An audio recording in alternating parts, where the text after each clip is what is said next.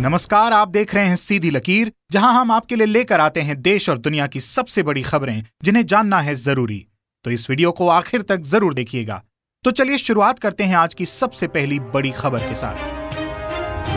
कश्मीर में जबरन धर्मांतरण के आरोपों के बीच सिख युवती का मंगलवार को समुदाय के युवक सुखबीर सिंह से हुआ विवाह। इससे पहले युवती को कथित अपहर्ता से छुड़ाकर सौंप दिया था परिवार को।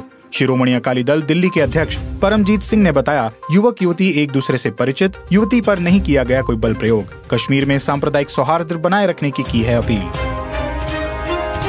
सुप्रीम कोर्ट ने one nation one ration card scheme को लेकर दिया बड़ा निर्देश। कहा, हर हाल में 31 जुलाई 2021 तक लागू करें योजना। प्रवासी श्रमिकों के लिए सूखा राशन और महामारी जारी रहने तक सामुदायिक रसोई रखें जारी। पश्चिम बंगाल में दिखा हिंसा का खौफनाक मंजर। जादवपुर में उजड़े मिले 40 से ज्यादा दलितों के घर। मंगलवार को चुनाव बाद हिंसा की जांच के लिए जादवपुर गई एनएचआरसी की टीम पर गुंडों का हमला। हिंसा प्रभावित इलाकों का किया था दौरा। सदस्य आतिफ रशीद के साथ भी की बदसलूकी। इस बीच राज्यसभा सांसद स्वपन दास गुप्ता ने एनएचआरसी के सदस्य राजीव जैन को खत लिखकर बंगाल की हिंसा को लेकर जताई चिंता। यूपी चुनाव से पहले योगी की सोशल इंजीनियरिंग। योगी सरकार लखनऊ में संविधान निर्माता डॉक्टर भीमराव अंबेडकर का 50 करोड़ की लागत वाला अंबेडकर स्मारक बनाएगी। लगवाई जाएगी उनकी 25 फुट ऊंची कांसे की प्रतिमा। राष्ट्रपति रामनाथ कोविंद करेंगे अंबेडकर स्मारक का शिलान्यास। मायावती का ट्वीट, बाबा साहेब के नाम पर सांस्कृतिक केंद्र का शिलान्यास नाटकबाजी। बीजेपी द्वारा राजनीति करने का लगाया आरोप। दाढ़ी काटने के मामले में ट्विटर इंडिया के एमडी के खिलाफ सुप्रीम कोर्ट पहुंची योगी सरकार। कर्नाटक हाईकोर्ट ने लगा रखी है गिरफ्तारी पर अंतरिम रोक, जिसके खिलाफ उत्तर प्रदेश सरकार ने किया सुप्रीम कोर्ट का रुख। जम्मू कश्मीर से बड़ी खबर, पुलवामा के त्राल में एसपीओ की हत्या में शामिल थे जैश-ए-मोहम्मद के आतंकी। कश्मीर पुलिस के आईजी विजय कुमार ने प्रेस कॉन्फ्रेंस कर बताया, जैश के पाकिस्तानी आतंकियों के साथ ही एक स्थानीय की भी की गई है पहचान। जल्द ही होंगे ढेर।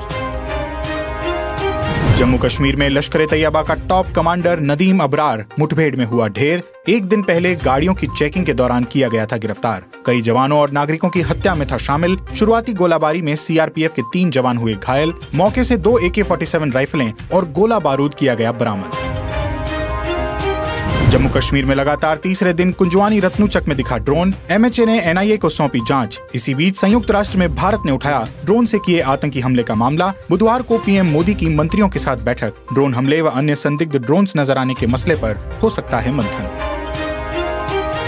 ड्रोन अटैक के बाद मंगलवार को पीएम आवास पर पीएम की high level meeting. Shah Rajnath के साथ एनएसए डोभाल भी रहे मौजूद। रक्षा सेक्टर में भविष्य की चुनौतियों पर हुई बातचीत। रक्षा बल होंगे आधुनिक हथियारों से लैस। युवाओं, स्टार्टअप फर्मों और स्ट्रेटेजिक कम्युनिटी को शामिल करने पर भी किया गया मंथन। बुधवार को पीएम केंद्रीय मंत्री परिषद की बैठक की करेंगे अध्यक्षता। जम्मू कश्मीर और लद्दाख को अलग देश बताने वाले गलत नक्शे को लेकर ट्विटर इंडिया एमडी पर केस हुआ दर्ज। यूपी के बुलंदशहर में बजरंग दल के एक नेता की शिकायत पर आईपीसी की धारा 505 और आईटी अधिनियम 2008 की धारा 74 के तहत दर्ज किया गया मामला। मोदी सरकार के आर्थिक राहत पैकेज को राहुल गांधी ने कहा ढकोसला। ट्विटर पर कहा, वित्त मंत्री के आर्थिक पैकेज को कोई परिवार अपने रहने, खाने, दवा, बच्चे की स्कूल फीस पर नहीं कर सकता खर्च। पैकेज नहीं, एक और ढकोसला। कांग्रेस नेता और पूर्व वित्त मंत्री पी चिदम्बरम ने भी निर्मला सीतारामन के नए आर्थिक पैकेज की है आलोचना। कहा, मौजूदा संकट का केवल एक ही हल, गरीब और कम आमदनी वाले लोगों के हाथ में पहुंचाया जाए पैसा। अरविंद केजरीवाल की पंजाब साधने की तैयारी, किए 3 ऐलान। सरकार बनने पर 300 यूनिट बिजली मुफ्त, पुराने बकाया बिल माफ और 24 घंटे बिजली। प्रेस कॉन्फ्रेंस कर दिल्ली मॉडल की तर्ज पर काम करने की कही बात। बता दें कि दिल्ली के सीएम अरविंद केजरीवाल ने पंजाब में अगले साल होने वाले चुनावों में सभी सीटों पर उतरने का किया है ऐलान। वहीं कांग्रेस भी अकेले ही उतर रही है मैदान में। अकाली दल ने मायावती की पार्टी बीएसपी के साथ गठबंधन का किया ऐलान।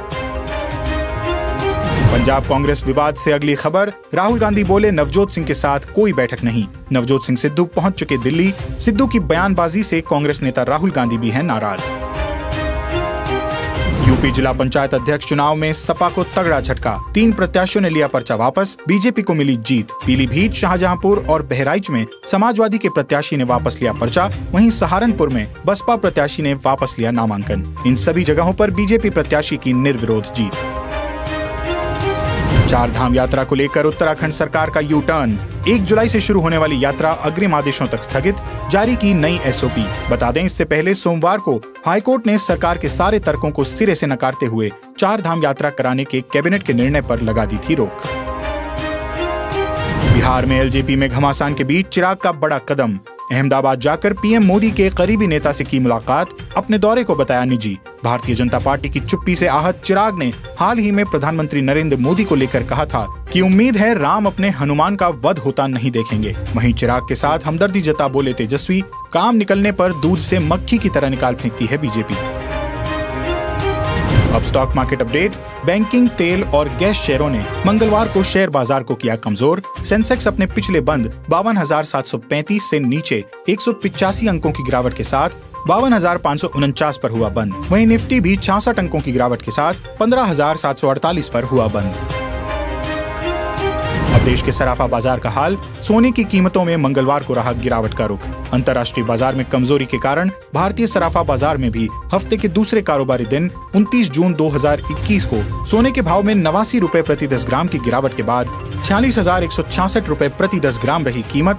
वहीं चांदी के दाम 222 रुपए की कमी के बाद 67,926 रुपए प्रति किलोग्राम पर हुए बंद।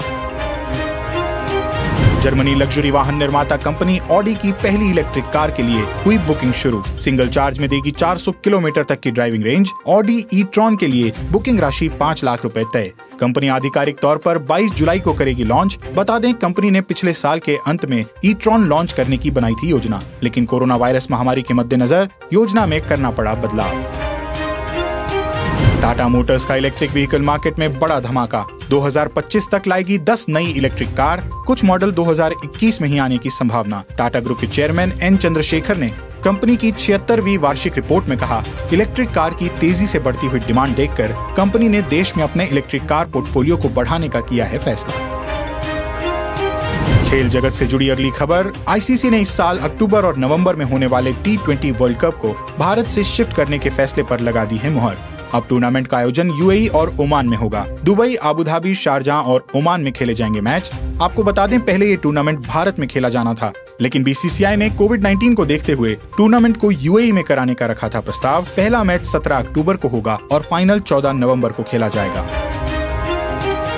दिल्ली के जामा मस्जिद के शाही इमाम अहमद बुखारी ने ली कोरोना वैक्सीन की पहली खुराक। लोगों से टीका लगवाने की है अपील। कहा, लोगों में टीका लगवाने का संदेश देना है मकसद, अफवाह पर ध्यान न देने की दी सलाह।